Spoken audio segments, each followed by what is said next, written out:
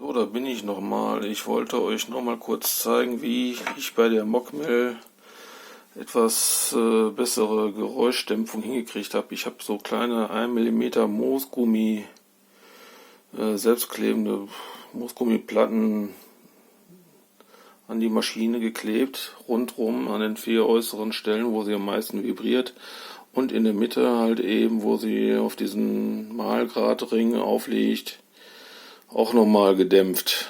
Dadurch wird die im Stand erheblich leiser.